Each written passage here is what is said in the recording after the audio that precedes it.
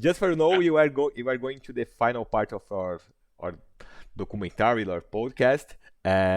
Sure. I'd like to ask like questions that I think everyone in Brazil who is watching that would like to know. Usually, you have like the final question is like one golden advice that you give for someone who wants to start a career. In like in your case, like start a career, international career. For example, one person like me who has a career in Brazil and who wants to be like an international in esports. And I have like some questions about that. If you have any kind of jobs in NIP now, there are some people asking. uh, It's I, not I Very don't me. good. That's sure. brilliant. It's not me, but I, I'm interested too. I don't currently have any openings in Brazil, but we are scaling all the time, and Brazil is a region for us, right? So I definitely think that we're going to hire more people in Brazil, and we're opening a new office in a new location now, which is not Brazil, so we're a bit focused on that. But for sure, there will be more people in Brazil, right? We have two teams down there now, and if we had gotten the VCT, we would have definitely expanded also, but we didn't get that, right? So right now we're just finding our footing in it, but there'll for sure be more roles. Not right now, but I can imagine soon again. And what's your golden tip? Like your golden advice for one who wants to start a career, international career in esports? I think one golden rule is hard here, but if I divide it into two, because I don't think it's related to esports, like I say, right? I think you have got to don't ignore the craft, right? You have to start by learning something. You have to get good at something. You have to practice. Like, I don't care if it's marketing or business development or, community management or graphics design, it could be whatever, right? But you have to practice your craft, get your 10,000 hours in somehow, do your own little unique take on whatever it is you do, and then you have to bring that to something. You know what I mean? I think people are ignoring, especially in this generation. I think I'm seeing a bit more of it. People want to go a bit too fast. They want to do everything, but on turbocharge, right? You have to get good at something. The 10,000 hours, the working hard. So I think no matter which career you're starting in, right? And then I can do an esports caveat on it in the end. But no matter which career you're starting, don't forget the craft. Get really, really good at something, and then take all the opportunities you can in the beginning, especially when you're younger.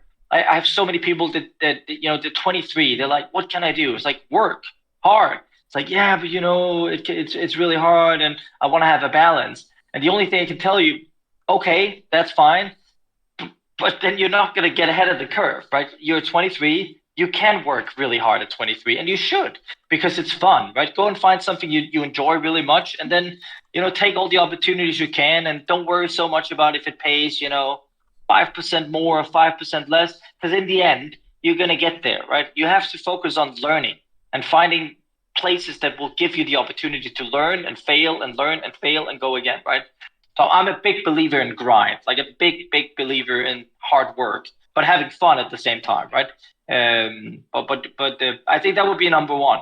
Pick a field and get good at it, and then if I were to do an esports nuance on it, then you can take that to esports. Okay, so you're really good at I don't know, marketing now, for example, in esports management, right?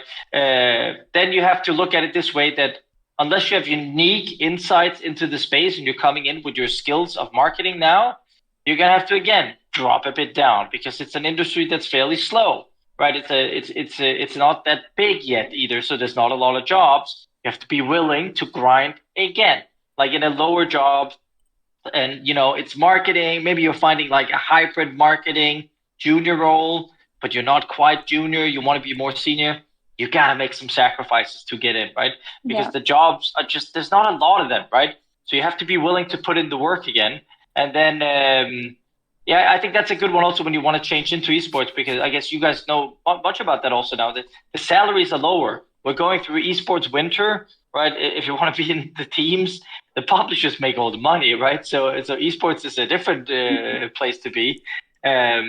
So you have to be really you got to do it for the right reasons, and it's definitely not for the money. And then I think another caveat on esports is I see too many people trying again, thinking that it's so fast.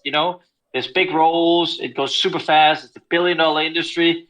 It's gonna go slow for a while, right? Salaries are normal, like I'd say. You got to work really hard. We're gonna take time to grow. It's not gonna come overnight. So you're gonna have to come for the journey and the fun in esports, and then take it from there in that sense.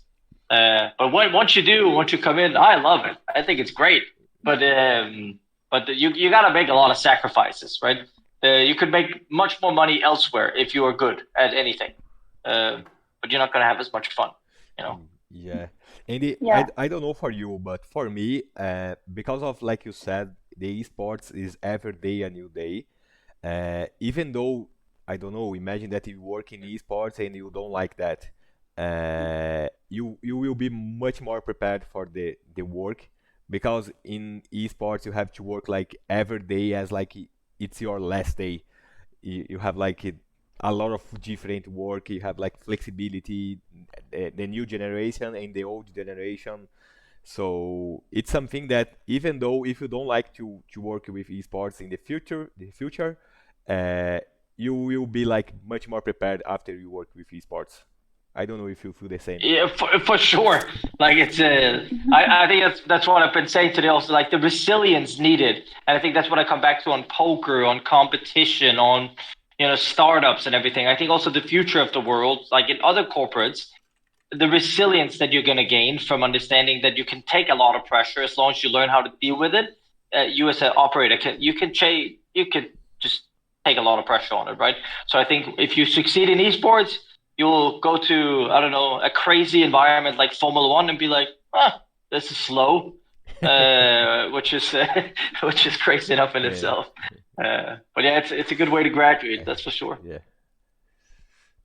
And also, I think a golden tip is to learn English, right? It helped me a lot in my career, and now talk to you, and it really helps.